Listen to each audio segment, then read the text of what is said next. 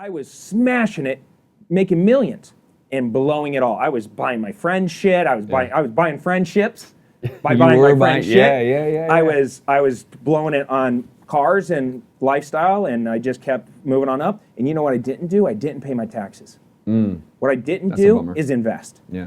And the second I got sick, or the second I got tired, or the second I stopped, everything just went off a cliff. Yep. And it sucked.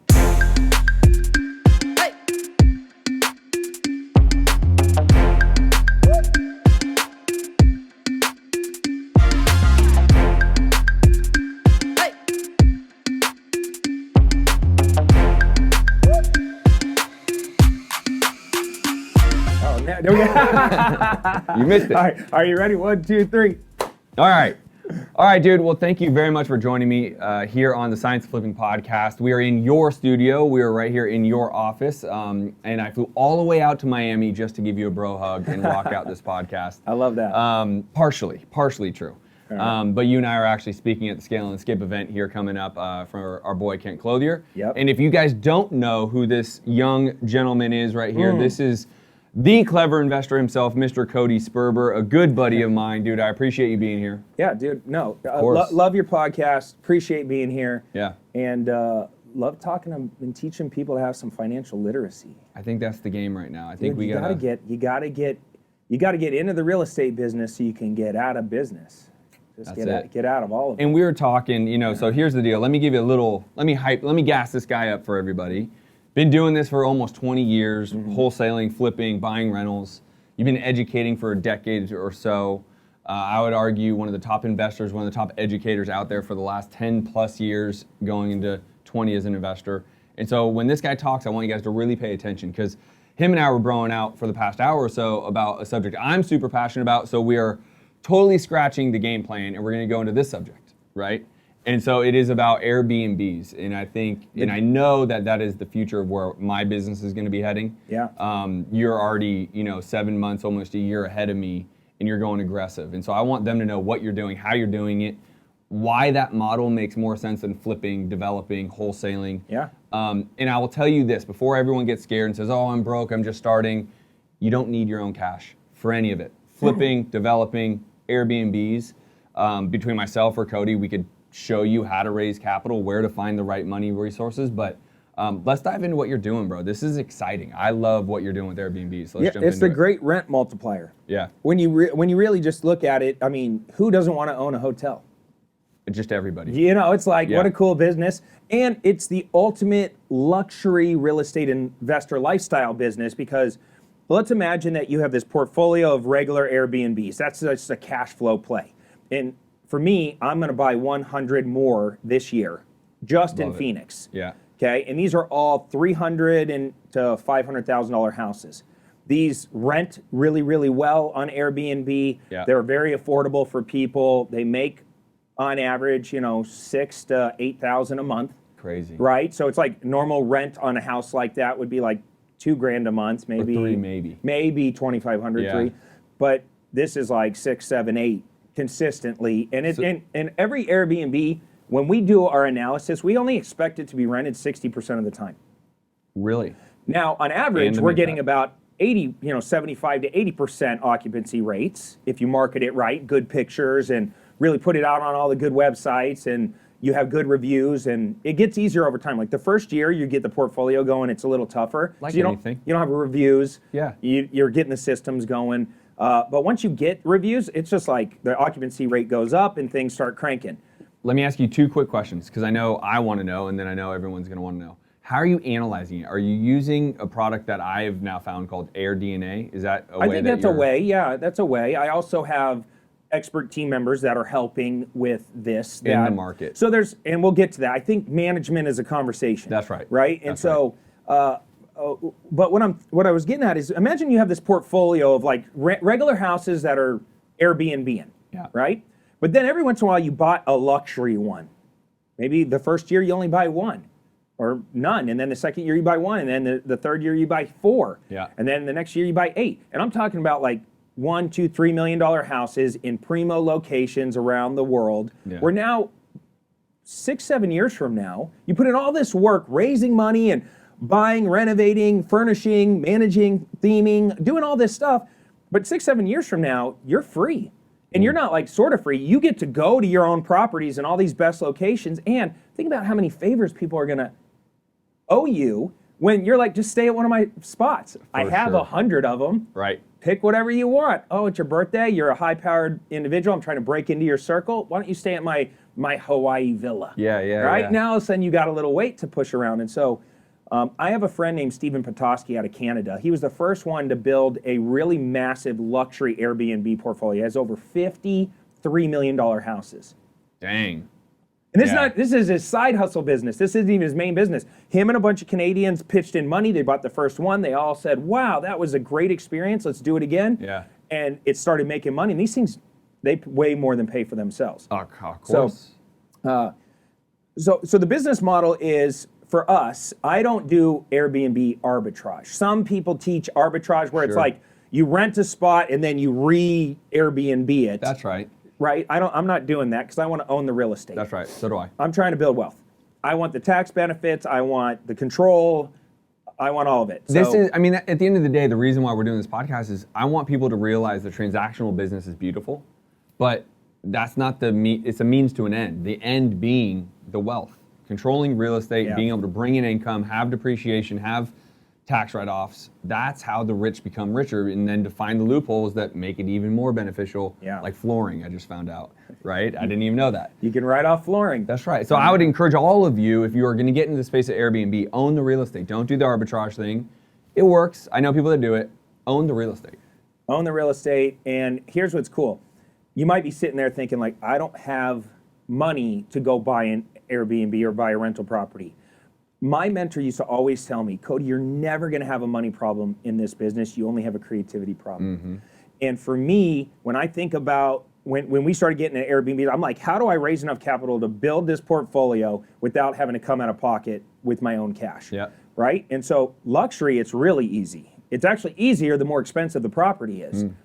For me, my luxury model is real simple. I'll go to a guy like you that I know has a bunch of dough. And I'm like, listen, Justin, I need $300 to $350, maybe $400,000 of your cash. But I'm going to give it all back to you within a year. Okay, so you're going to give me $350. I'm going to go buy a house in Old Town Scottsdale for $650,000, $700,000. I'm going to tear it down. I'm going to use your money to get into a hard money construction loan. 8 months, I'm going to build a place, right? And then I'm going to theme it. I'm going to furnish it. I'm going to Airbnb it. And I'm going to refi it. It's called a Airbnb. That's it. I'm going to Airbnb this bad boy. And at the time of the refinance, because of the way I do my, I get pretty creative on the HUD using repair credits and other things, that I'm able to get the comp to go way up here. So by the time it's built, I might be all in at 1.6, but it appraises for 2 million, 2.1. And at an 80-20 loan, I have a lender that does basically, I forget what he calls it, like DRSC loans or something. It's basically asset-based lending for businesses. Got it. Long-term financing. So he does a 30-year, 4.25% rate in term refi out of the construction loan into this long-term financing at 4.25, 80-20. No kidding. So you're getting all that money back for sure. So I'm leaving 20% trapped in the deal, but I force the equity up by building a new house versus buying an old one and just remodeling it and turning it into an Airbnb. If you tear it down, build a new one, you're all in at 1.516. That's worth 2 to 2.1. I refinance. I'm handing you your cash back, but now I'm saying, dude, I'm going to leave you in the deal. You're now risk-free. I put in the work. I earn my spot in the partnership. I'm going to own, in this make-believe example, I might say I'll own 70%, you own 30%. Partner. We're now kind of partners. You get the write-off, you get the depreciation, you get all that, but you also get 30% of all the cash flow this bad boy spits off. By the way, do you want to do another one? You're going to be like, yeah, I'm in. So the luxury is actually a little easier. The cheaper ones, you don't really want partners in the cheaper ones. So we just went out and we started putting out the words that we'll pay 10, 11, 12, up to 18%. We didn't care. Just lines of credit, right? Just. It's just all math, right? Just like anything else in the long-term wealth building game, the rentals are just math. What is it gonna? So for me, on the 14 rental properties that I bought this year, it was I wanted the 1% rent ratio, and I wanted to be 75% of ARV, all in, right? And the obvious reasons are what you just said. A lender will take 75% out, so I can take all of my cash out as I can, as long as I'm not, overdoing the rehab, and then I get my 1% rent ratio. That's the long-term, slower wealth building play. I like this model because of actual income, like out of the gate. Right? Like this is like you're saying. And with my luxury ones, Justin, I literally do nothing. I pay somebody,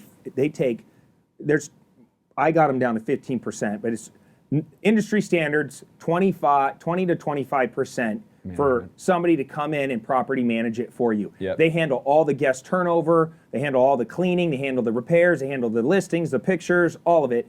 And all I do is sit back and collect checks. And at luxury, that number works because these things are all renting for $750 to $2,000 or $3,000 a night. That's crazy. Right? So it's like big cash flow. I'll give out 20% of it, no problem. That's right. But they manage and do everything. All the listings are on point and all my reviews are on point. Yeah. Luxury, I hand off to somebody else. Yep. Non-luxury, I manage it all internally. Do you on the... And we use Guesty. Is the management? It's like a guest communication tool. It does a bunch of different things, but it's a little bit expensive. There's another one. Here, let me just throw out another one. This one's actually pretty good. Have you heard of Vicasa for 𝐕𝒂𝒕, whatever for? Yeah, of course. Management. So I'm super excited about this for what we were just discussing is.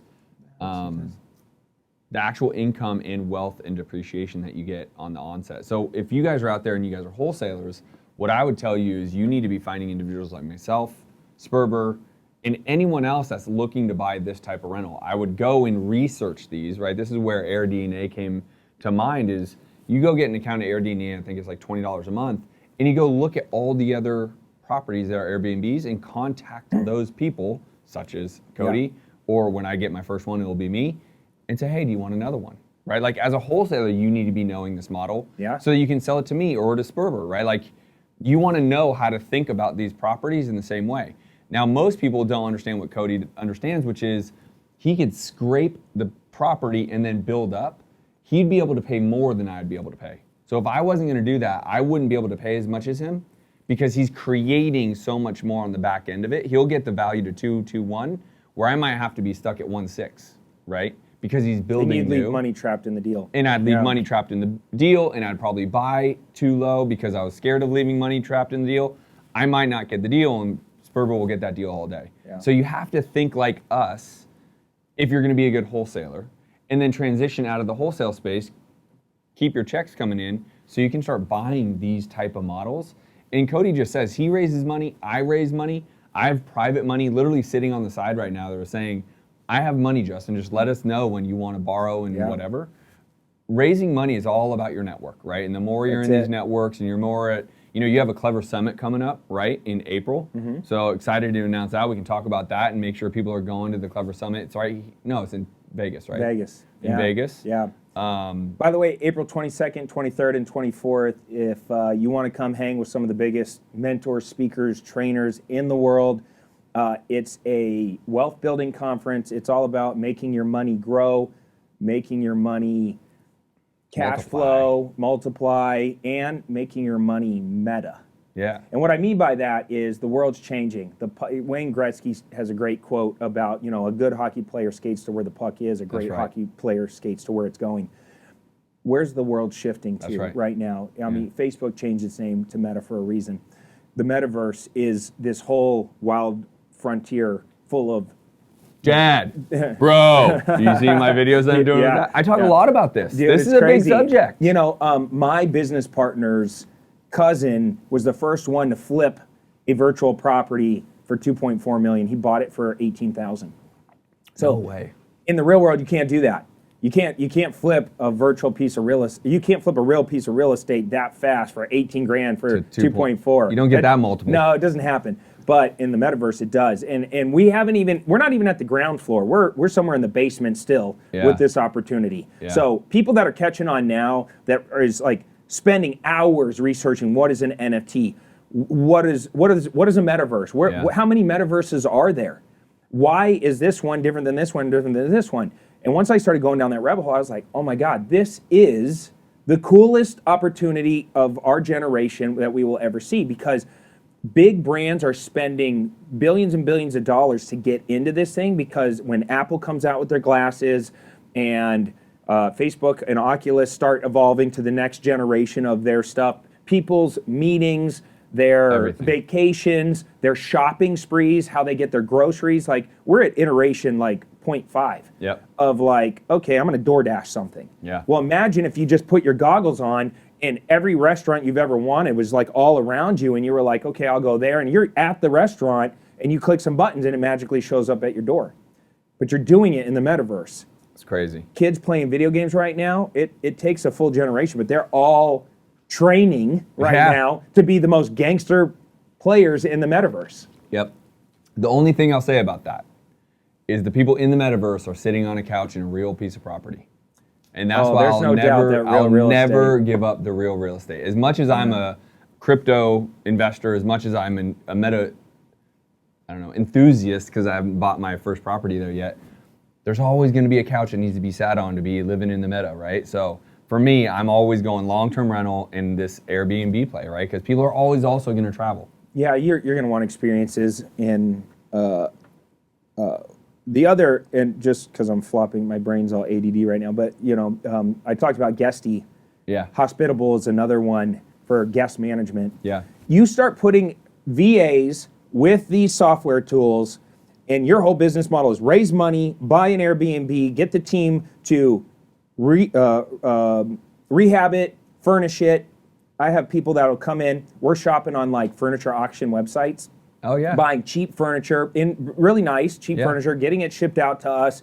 We have a crew of 2 people go and put it up. I pay them $1,500 per setup for a regular house. They do everything. They mount the TVs. They put. By the way, that is the fact that you're doing that is smart, because I just bought my home in Miami. I'm still waiting. It's been 5 months on a couch, a dining table, dining chairs. Just shop in the auction sites. But it's my furniture for my. I know it's different. The hard part. But I'm able to buy 3 beds all at one time. I'm able to buy 5 mattresses all at one time. 4 nightstands, sets of nightstands all at one time. And we got some. It's pretty easy with Airbnbs. Once you have a checklist of like, here's the silverware we buy. Here's the toaster we buy. It's like you're just SOP. buying. That's it. Standard operating procedure. It's every single house. You have these things, and you're buying them. That's it. I love that, dude. So I would say this, because we could probably go in depth on exact structure, numbers, strategy. The easiest thing I think is you're going to get a lot of questions.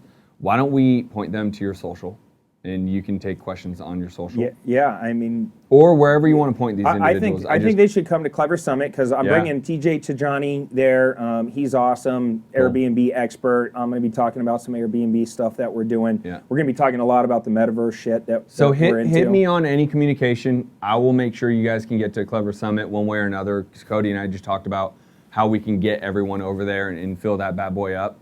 I'm going to be there. It's going to be incredible. I mean, the people that you already have slated is just going to be, it's going to be crazy. It's the lineup's always, I mean, we'll have 1,500 people there. The lineup's always ridiculous. It's in Vegas. I got some cool, fun surprises for the attendees.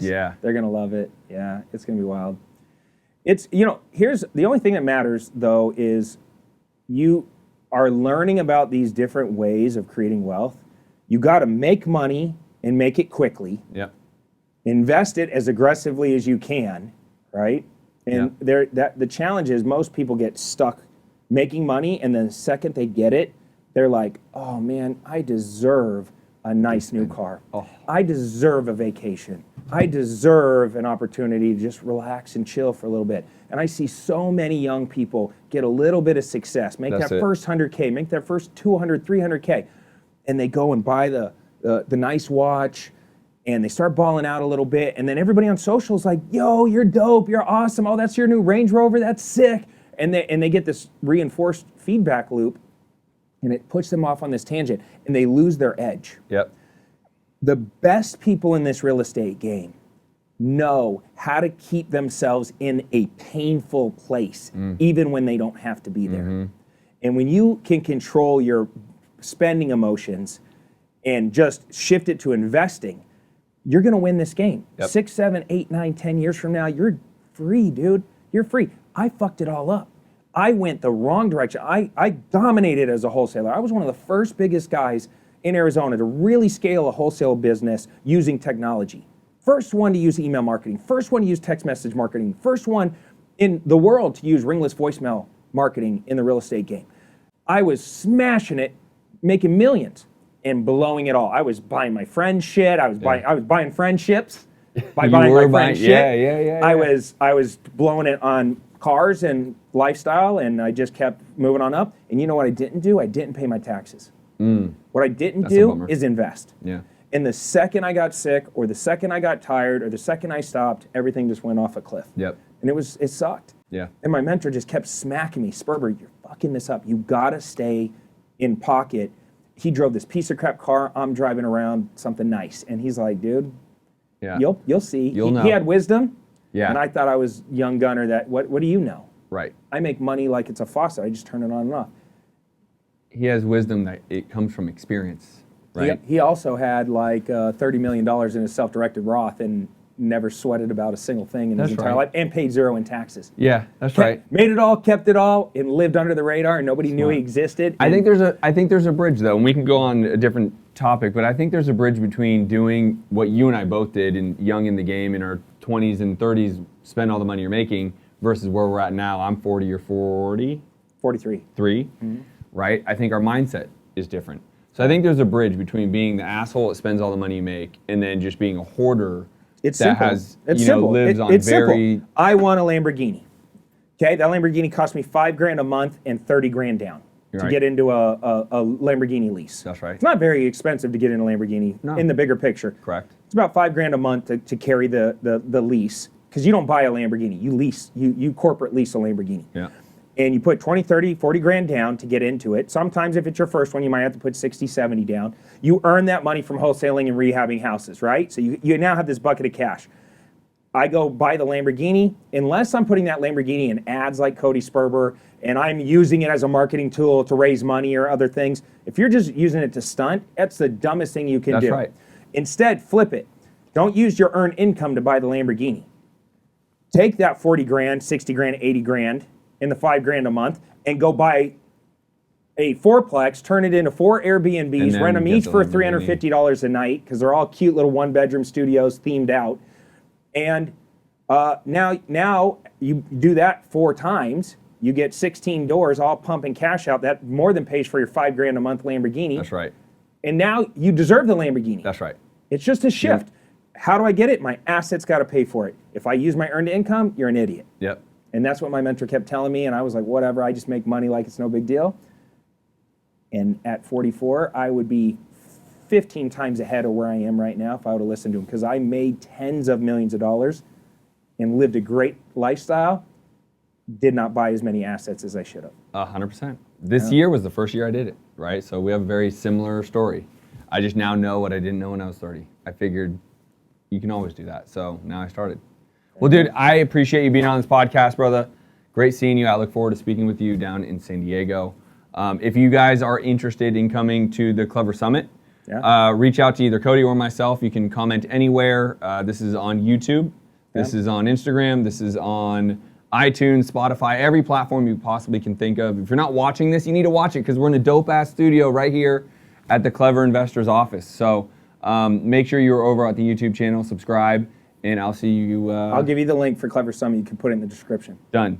I'll have a link for you in every single description for you guys to be at 𝐓𝐅 Summit. Later, guys.